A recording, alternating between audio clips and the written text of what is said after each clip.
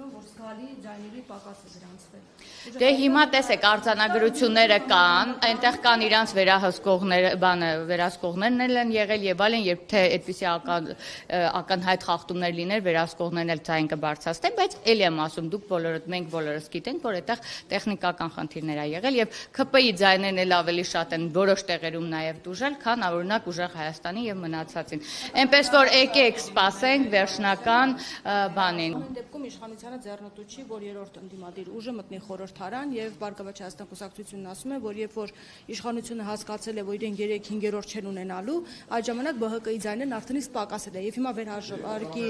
հետևանքով իրենք տեսնում են, որ ընտրատեղամասով նույնիսկ 90 ձայն մեկ ընտրատեղամասով ավել է գրանցվել։ Այսինքն միտում են տեսնում, որ միտումնավոր ձայները քչացել են, որպեսզի երրորդ ընդդիմադիր ուժը չմտնի խորհրդարան։ Չափում ամեն ինչ, խնդրում եմ։ Մենք առաջին անգամ չենք ընտրություն իրականացնում, առաջին անգամ չէ մեր իշխանության օրոք թե տիմերում, թե համապետական երկու ընտրություն է իրականացել, որևէ նման խնդիր չի առաջացել, որևէ միտում չենք ունեցել։ Ես էլ եմ ասում, նես չի որ մեր ընդդիմության համար այս պահին ձևավորված 21 թվականի այնքան երջանիկ ենք, բայց երբևէ որևէ քվե, որևէ տեղ չի փոխվել, այնպես որ սպասենք արդյունքներին, ամեն ինչ պարզ կլինի, կգան, չեն գա, էդ էլ արդեն վերահաշվարկի արդյունքները պարզ կլինի, կարող է պարզվի, որ վերահաշվարկի արդյունքով